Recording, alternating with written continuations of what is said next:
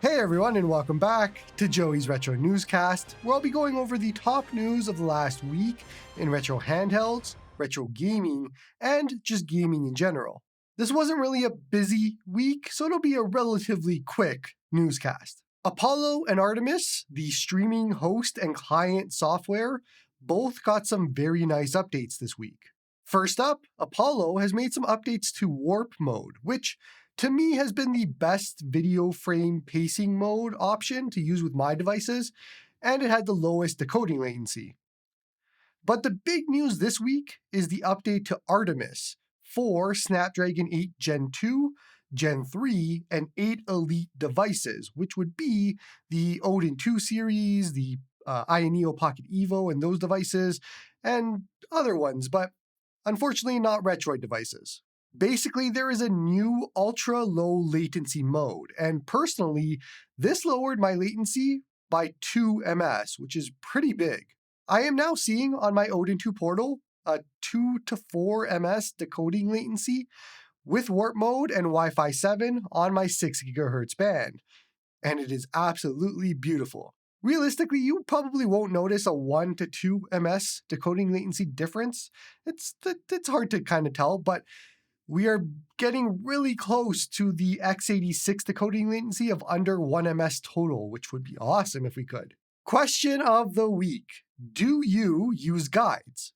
It's a pretty simple question. Do you use them for specific games? Do you use them for just JRPGs or RPGs? Or do you just go in blind for every single game? This question came in because I've been playing Suikoden. Well, I just finished Suikoden this week, yesterday.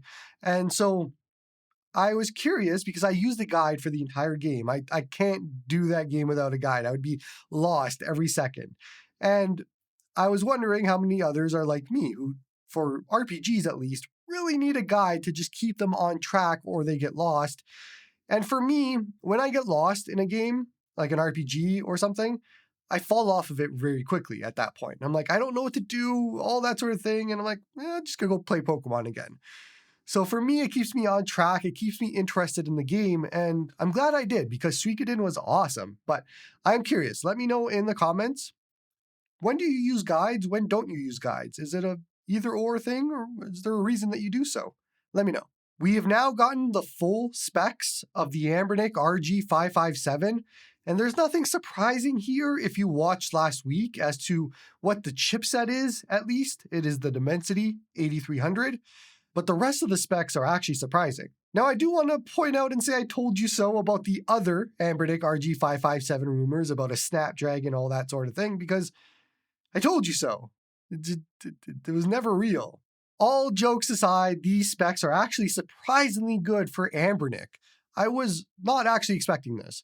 Android 14, 12 gigabytes of RAM, 256 gigabytes of storage, Wi-Fi 6E, Miyoo capacitive sticks.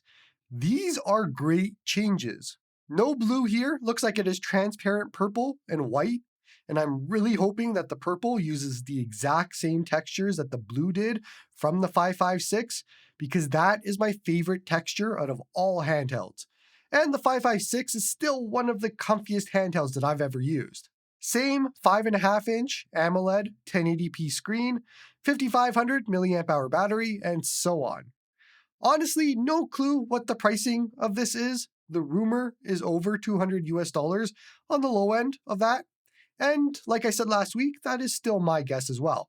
219, 229, 209, that range, that's where I'm guessing. Now, I will say that a Snapdragon CPU would have completed this just nicely. It is unfortunate with a Dimensity 8300, but we'll live with it. It is actually a very powerful Dimensity chip. It's just, I'm looking for complete finished devices, like buy once, then I'm done. For this, I would have to wait for a Snapdragon version of it to come out for it to be a finished product in my head. It's just, Snapdragon's just way too ahead to downgrade to a Dimensity. However, all of these specs look really good, including that Dimensity. It's gonna be very powerful, at least on paper, but it's everything else outside of on paper where Snapdragon comes out ahead. Now, the specs do say video out, but like the 556 and the other T820s, that doesn't mean that it is video out and charging at the same time. Remember, the T820s didn't do both at the same time. So we'll have to see if that was a problem and it's a problem here as well. We'll wait. If that Wi-Fi 6E is not bottom of the barrel, like their chips that they've been using for these Wi-Fi chips, this solves my problem for the 556 in streaming. Again, remember, the 556 had a very awful Wi-Fi chip on every front. I tested it thoroughly on my review and other videos. It was awful. So having Wi-Fi 6 here is great. As long as it's a good chip, this should be a home run for streaming. If you want a 60 hertz OLED 1080p streaming device, this could nail it. Now I'm going to say that seeing these specs side by side with the Absolute One Pro just shows you how badly that is spec'd out. Like, they are counting on everybody wanting a 7-inch screen for that device because there are no other options. But like, if you don't have that requirement, it's crazy how much better other devices are that are the same price as the Absolute One Pro, or even cheaper, I think, in this case. And it's insane. I'm really disappointed in the specs of that One Pro, but we're going to talk about the 557 instead. Anyways, I assume pre-orders are going to start and pop up soon. And the unfortunate part here is they absolutely missed the cutoff for tariffs. Even if they announce pre-order date right now, it's not going to make it in time. It won't for any Americans. It just won't. So the only hope that you have if you are interested in the 557 is that they've already shipped it to their American warehouse, which they do have one, and then you can get it from there and they've avoided the tariffs. But if they aren't doing that, or if they haven't done that yet and it's coming from China directly, then yeah, this isn't going to make it, unfortunately. So this kind of becomes a non-starter talking about this device because I guess most of my viewers are not going to be able to purchase it. But for the 65% of you that are not American that are watching this, yeah, this looks very interesting for us. So I guess we'll see what price this comes out at.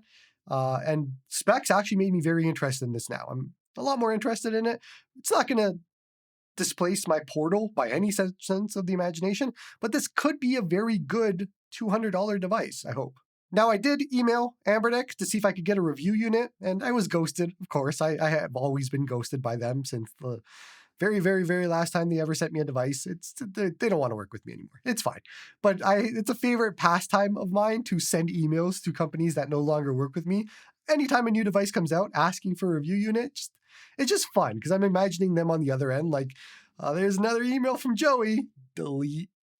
It's a fun thing. But I will buy one, a retail unit, and then we'll review that one whenever it arrives. Now, speaking of Anbernic, we actually did get a sort of roadmap directly from Anbernic's CEO as to how many different models they're going to release this year, or how many different emails I'm going to be sending to Anbernic this year.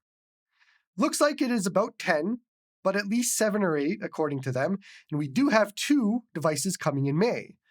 It doesn't seem like Anbernic cares at all about the tariffs, so it's full steam ahead for them. Rumors still seem to point to them using the new A527 processor, which dual boots Android and Linux, and it is a bit more powerful than the H700. So I could see a full lineup refresh with that and the new sticks and new things, that sort of thing.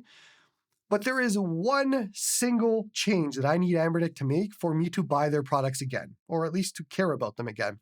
And that is USB-C charging. If there is no USB-C charging, it's dead to me. I don't care. I am not going to carry around a USB A to C charger anymore. This all goes back to when I went on vacation and I had to decide what to bring. And the fact that I had to bring a whole other cable for one device, I was like, no, not happening. So, long story short, USB-C charging, and then I can care about these devices again. But yeah, I fully expect they're going to do a full refresh of all their devices again because they did it from 2023 to 2024, 2024 to 2025. And so, yeah, it's going to be the same thing, I'm sure. We're going to see updated models from last year with a new chip, new all that. It doesn't get much different than here. That's what Anbernic does. Retroid has released a statement about the classic shipments.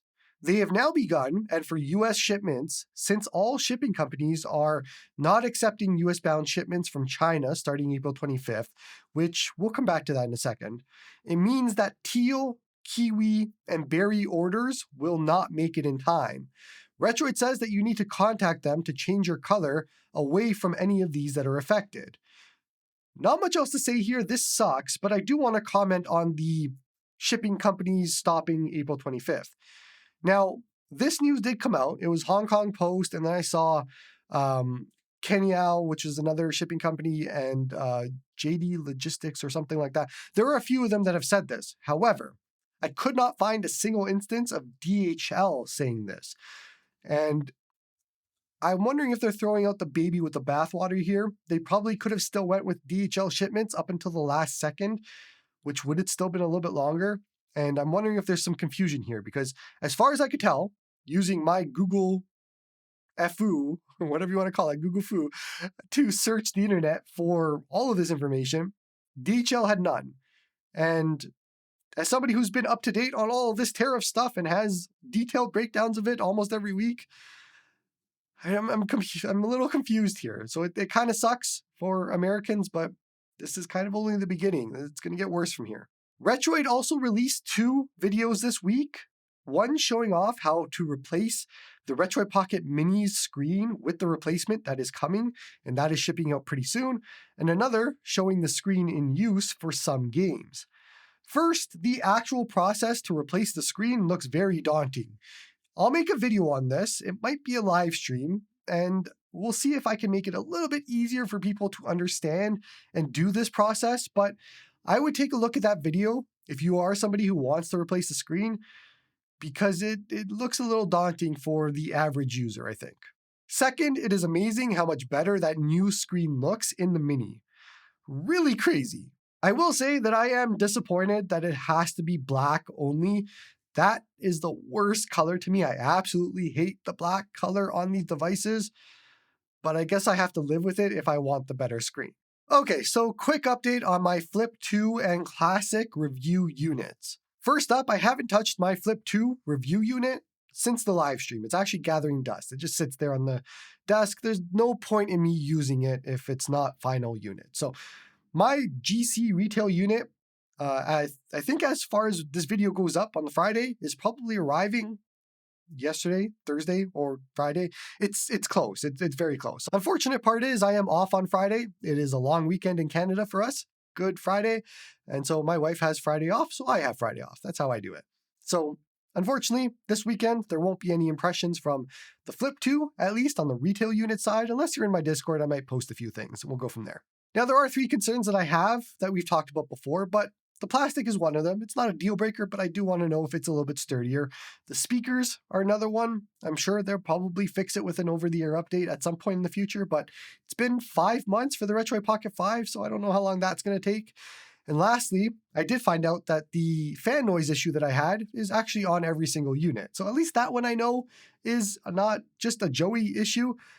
Basically, when it is in quiet mode, it sounds like it's in higher than smart mode. Like it is a lot louder, and there's a big coil whine, there's a big fan. It sucks. That is my biggest deal breaker. I can't use the device with that fan. So when you have it off, the device heats up. When you have it on, it's annoying. This could be fixed very easily by them. I don't know if they will. I'm the only one reporting it from a reviewer standpoint, but every other actual consumer is reporting it. So good job. You guys should get jobs as reviewers. Now, I will say that I actually did rebuy a Retroid Pocket Flip 1 from a friend on the Discord who was nice enough to send it to me, or sell it to me. And I might be more excited to get the Flip 1 again than the Flip 2. And look, I get it. This is going to be a different scenario for a lot of people. I don't have a power need for this. This needs to just be on the go for me. It would be nice to do more on the go and have a better screen, all that sort of thing. But I want it to be sturdy. I want it to be small. I want it to be on the go to just throw in my sling bag. And I just haven't been blown away by the Flip 2. I'm just going to throw it out there. I am honestly really hoping that the GameCube Color one, Flip 2, changes my mind completely on this. That is my hope because I would love to use it. But if not, my Flip 1 is coming again. And we'll see what wins out there. I realize this is a damning statement. I realize this is a big thing, but like, I love that Flip 1, and the Flip 2 isn't hitting for me. Now, on the topic of the Classic, Retroid has elected not to ship me a Classic review unit for whatever reason, I don't know. Maybe they saw my previous videos about not reviewing engineering samples and they decided not to send me an engineering sample 2 days before they send out actual retail units. Because we talked about this before, but it's crazy to pre-order these devices. In all honesty, it really is crazy. We have seen nothing of the Classic in anybody's hands from a reviewer perspective, a consumer perspective, any of that. It is crazy. And apparently they did ship out review units to others like 2 or 3 days ago, which cool, but it's not coming to me. So I have to wait for my retail unit, which would have shipped last night, but apparently I guess they skipped over my number. I am one of the first that ordered. So I have to wait to see if, I don't know when they're shipping my retail unit, Pokemon Yellow Classic, but I guess some point, hopefully in the next week or so, and then I will review that. I did pay extra for DHL shipping, so gonna hopefully get it pretty soon, and then I'll have some impressions, thoughts, all that for you. I gotta be honest, if this is the last time that I get Retroid devices for a review perspective, it doesn't affect me anymore. Honestly, I don't want engineering samples, so that's fine. If that's all they're gonna do, which it seems like that's all they do, then no, I don't want it. You can take me off the list. It is fine. But they also never really talked to me either. Like I never got any emails about what colors are coming, what issues there are with the device, any of that sort of thing. Looking at other content creators, what they've said, they have much closer relationships there. They find out the colors, they find out ahead of time what's shipping, all of that. I only knew the Flip 2 was coming because of a DHL notice. So like, sure, whatever. Either way, I will be buying the devices for review. So that seems to work out better considering I'll get an actual real device that is what you guys are getting. And I can review that. I think that leaves me with AYN as the only company left that sends me things from a retro handhelds perspective, besides like Asus and Lenovo and those companies, but like just AYN left. So it's a challenge. AYN, I'm coming for you. Going to need to rebrand from Joey's Retro Handhelds to Joey has no handhelds because no one will send him anymore. Now, just a quick note on why it's important to review final units instead of pre-production units. And if you don't care about this, you can skip to the next story, which is the Miyoo Flip version 2. But I've had some comments that have been not so nice about my decision to not review pre-production units. And there's a lot of different reasons here. But number one, there is no gain for you as a consumer that is not brand loving to not have a review on a final unit. There are so many things that could change or go wrong from engineering sample to final unit. Not everything is an improvement. I know that's the assumption, is that it only gets better, so I should review what I have in front of me. No, they could make changes that make things worse. That happens all the time. So not reviewing a pre-production unit, again, has no gain for you as a consumer. It also has no gain for me. I lose views, I lose affiliate links, I lose all these sorts of things by making this decision. But like, I am consumer focused. I don't care about Retroid. I'm not here to make them more money. I'm here to help you make an informed decision. And as a unfortunately respected person in this community, and unfortunately voice in this community, I do have a responsibility to this community for when I attach my name to a recommendation to back that up. I can't tell you to buy a device if it's a pre-production unit, because that is me telling you to spend your $230 based on a recommendation from me, which I don't feel comfortable doing. So that is kind of how I see it. I have a responsibility as a content creator in this niche, as a person of some sort of responsibility here. When I make a recommendation, I need to stand behind it. And so I want you to not waste your money. So if that means waiting a week or two for a retail unit instead of a pre-production unit, then I will do so. And I find it gross to review a pre-production unit that you don't know what is not final on. It's like you're making guesses and you are giving the company the benefit of the doubt instead of making a decision for consumers, which is who you should be for. So that is how I see it. That is why I do not review pre-production units that I do not know what is final on it and all that sort of thing, that I can give some sort of disclaimer. So yeah, waiting for retail unit, and then we'll review it and go from there. Speaking of doing things a certain way, Miyoo has been sending a very interesting response to people who are affected by broken hinges on their Miyoo Flip. I have seen this video shared around of Miyoo showing a fully functioning hinge that they are sending in replies to people who send in that their hinges are broken. This is super unhinged, all puns intended. While it is very funny to watch at first, it really goes to show just how far Miyoo has fallen here. Somehow, I don't think that gaslighting your consumers is the right way to do things with a video like this. But given the fact that people are still buying this device, I don't even know what companies can do anymore to tell you that they don't care about you than this. This is the perfect example of like, we do not care about you. Here is a video about why you are stupid. Please continue to buy our devices. And we on the other end are like, yeah, I will buy your devices. I will continue buying your Miyoo Flip version 2, which has just been one of the worst devices I have seen personally from a hardware issue perspective. This is beyond awful. Look, they have proven they're not going to fix this. They don't care about you. They don't care about your $80 that this costs. So why are people still buying this? I get that there's a lack of clamshells. Trust me, I understand you. But sometimes not buying something is better than buying the garbage version of something. It really is, in all honesty. This company does not deserve your money here.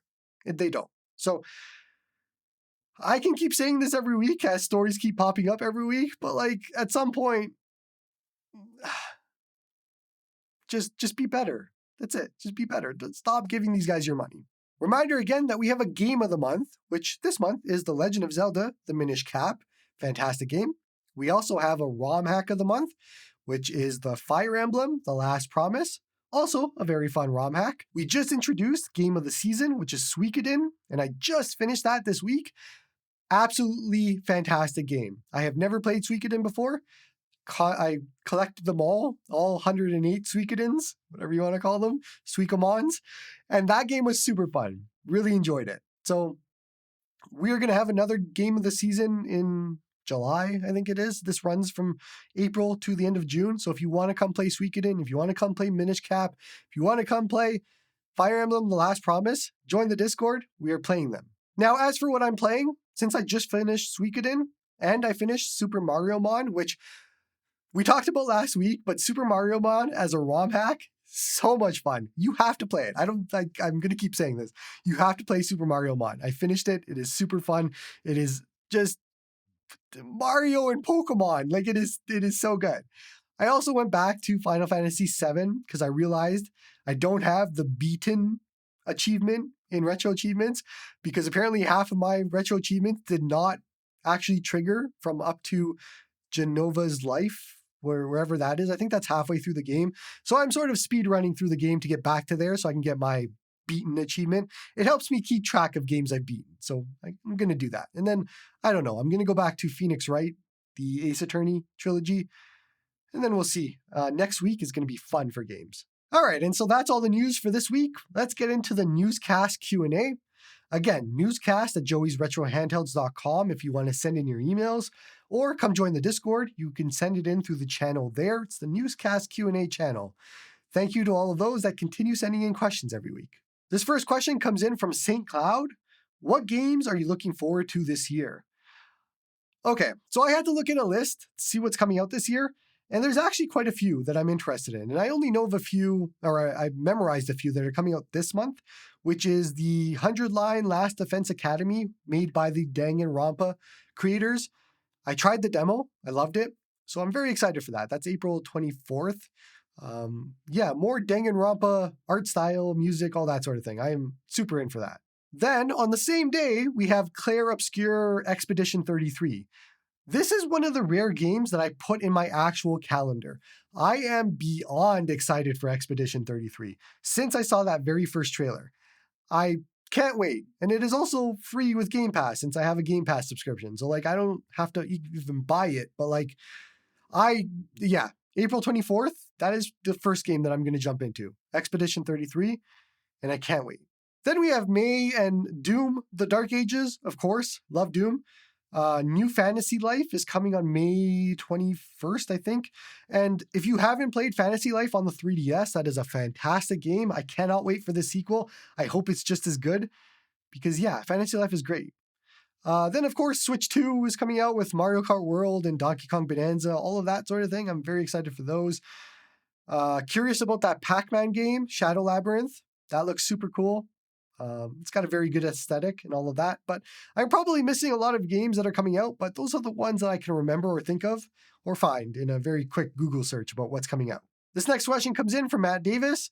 I sometimes joke around about the Maple Leafs, but those are just jokes. They are an iconic franchise and it is cool to be a fan of them. How and why did you become a Leafs fan? I completely forgot about this question when I was wearing my Leafs sweater. I grew up in the GTA. I grew up in North York, or just kind of in Toronto, or outside Toronto.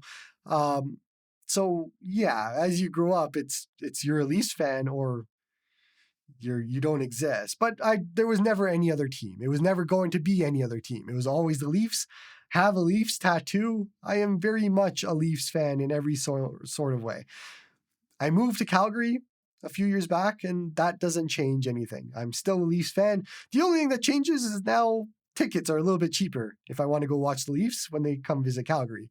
But otherwise, I do miss going to the ACC, or I'm going to call it the ACC still, to watch Leaf games. I was always there at least once a season, sometimes playoffs, the Winter Classic, all of that. That part I do miss, but yeah. And no matter how much they let me down, I will always be a Leafs fan. This question comes in from Vetty74. What is your unicorn device? Is there actually an end game? I don't know if I have a unicorn device, in all honesty. The hobby could end right now and I'd be fine. Honestly, the question is like, what are people waiting for at this point? What don't we have? Because I don't know if there's one single device. I need two. I need one for home, one for on the go. If one device could do both, then great. But I feel like you give up certain things. It's not a jack of all trades. Like you lose some things. But for me, it's the portal and a clamshell. That's it. Those two things. The portal is kind of perfect. Like in all honesty, it really is kind of perfect. The clamshell is where I am lacking. And I do not have a perfect clamshell yet, unfortunately. There are a lot of things I could use, like the Flip 1 that has its own set of problems. The Flip 2 has its own set of problems. The RG557 SP would be very good if it was Android and it had USB-C charging. It's what I need. I do love MEOS though, but like these are things that I need is Android for on the go.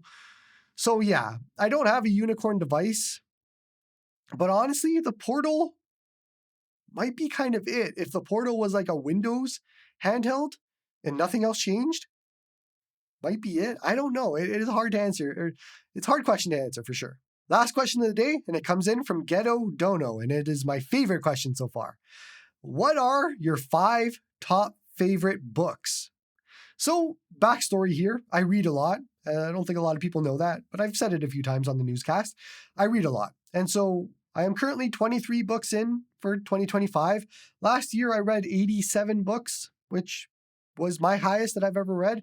So it's fair to say I read a lot of books. I read more than I play games. I'm going to put it that way, and I enjoy it. Now, there are a few series that I can think of. I'm not going to do actual books. I'm going to do series because I think that's better. The first, top of my head, the First Law series by Joe Abercrombie, and has some of the best characters ever written, a fantastic world, some of the best books in fantasy. There's no other way to explain it. It is fantastic. This is a series that, like, you see Game of Thrones that exploded, but behind the Game of Thrones is a series like this that actually should be mainstream, should be on everybody's tongue. It is that good. So the First Law series has great characters. You should read it. Say one thing about Logan Ninefingers. Say you should read the First Law trilogy. That'll make sense if you read the books. It's a quote. You'll understand it. Next up for me is an unfinished series called Red Rising by Pierce Brown. This is a pure revenge tale in a dystopian future sort of series, and has an awesome main character, awesome world, awesome everything. It goes places. It's kind of like sci-fi and fantasy combined into one. But the next book is coming out in a month or so. It is very close to coming out, like the 7th book. That is a fantastic series. Really, really recommend Red Rising. Acts of Cain by Matthew Woodring Stover is again, dystopian future where it is very Assassin's Creed style.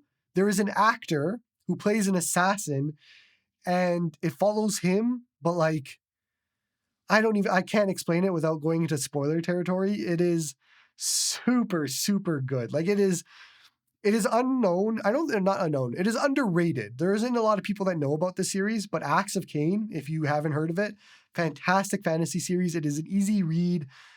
Highly recommend it. Dungeon Crawler Carl by Matt Dinneman is another one. And this is a very different book than the other ones, or series than the other ones. This is a lit RPG book. It is a different genre of fantasy. But this is going to be made into an Amazon TV show. They are working on it. I forget who's attached to it. Seth, I'm forgetting his name. The Family Guy guy. Seth, it's going to bother me. Seth, what's his name? Seth, hold on. Why don't I know his name? Seth, Family Guy. Seth MacFarlane. That's who it is. I am almost 100% certain that he is attached to this book or this series. And it has humor. It has basically a guy gets transported to another world and he has to make his way through the world. You level up, all that sort of thing. But this book or this series has transcended lit RPG. It is well known, I think, across a lot of different mediums. And I cannot wait to see what they do with the TV show. I hope it's good. It is Amazon doing it, so I really hope it's good. This I can see as being like a boys equivalent from them. It has that same sort of feel, except not as deranged, not as PG, or not as, rated R or NC-17 or whatever as The Boys is. This is going to be a toned down version of that, but it is very good. You should read those books. 2 more, I promise. But Cradle is another one. And this is a martial arts type of book, progression fantasy. It starts off as a guy who is kind of he's a nobody, but he becomes somebody very, very great. Either way, Cradle, I think, is highly recommended across a lot of different fantasy genres. And so, yeah, that would be a top recommendation for me. I love those books. But we have one that's top of my list. The one series that is my absolute favorite in all of my books that I've ever read is Malazan, Book of the Fallen. This is a 10-book epic fantasy series, and it literally has everything. People point to Wheel of Time, they point to Game of Thrones, they point to these sorts of series, but they are like child's play compared to Malazan. There is no comparison in my mind. Best fantasy series of all time, some of the best books ever written. This is one of those series that is very dense to get into. It is not an easy read. The first book was written like 10 years before the second book. It's very disjointed in a way to start, but once you get going, there is no other series that has the same payoffs, the same emotional hits, the same characters, the same world building, the same everything. Like, Malazan is a book or a series that I started reading back when I first started reading seriously, and nothing has beaten it for me. It feels like I'm searching for another series like that, and there have been fantastic books, but nothing has beaten Malazan for me. So if there is one that you need to take away from today as my top fantasy series of all time, or top books of all time, it is Malazan. And it is hard for me to recommend to everybody because of how dense it is. But if you read it all and you like fantasy books, this should be on your list. You should be reading it. And then come talk to me about it, because I would love to talk to you about it. I don't know anybody in real life that has read these books. So yeah, if that's you, come join me. That is all we have for this week. Newscast at joeysretrohandhelds.com to send in your emails, or again, come join the Discord. You can send it in through the Newscast channel there. Otherwise, that's going to be it. Appreciate you all for watching, and that's all from me, Bella Coola, British Columbia.